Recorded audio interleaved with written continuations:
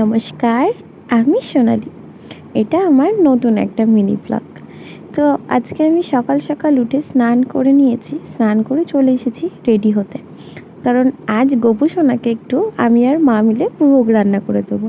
আমি তো ঝটপট করে রেডি হয়ে নিয়েছি, তারপরে এলাম গোপু সোনার কাছে। এদিকে গোপু সোনাও বসে আছে অপেক্ষা করে কখন গোপু সোনাকে ভোগ খেতে দেওয়া হবে।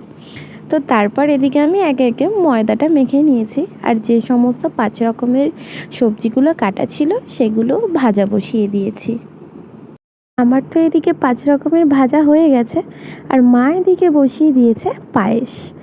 আজকে অনেক কিছুই হবে, যেমন খিচুড়ি, তরকারি, লুচি, পায়েস, আরও অনেক কিছু। তো এদিকে রান্না বান্না চলছে, আর আমি চলে এসেছি গোপু সোনাকে স্নান করাতে। তো গোপু সোনাকে এখন সুন্দর করে চন্দন মাখিয়ে, ঘি মধু মাখিয়ে, দুধ দিয়ে, দই দিয়ে, সব কিছু দিয়ে স্নান করিয়ে নেব।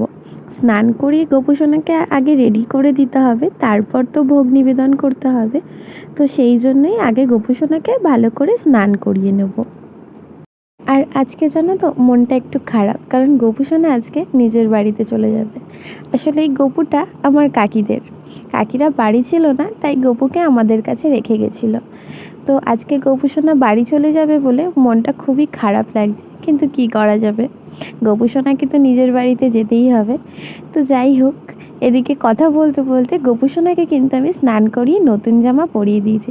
আর শুধু জামাই নতুন নয়, কিন্তু আজকে গোপু সোনার জামার সাথে সাথে গোপু সোনার গয়নাগাটি সেগুলিও নতুন। তো গোপু সোনাকে এখানে সুন্দর করে আমি সাজিয়ে দিয়েছি।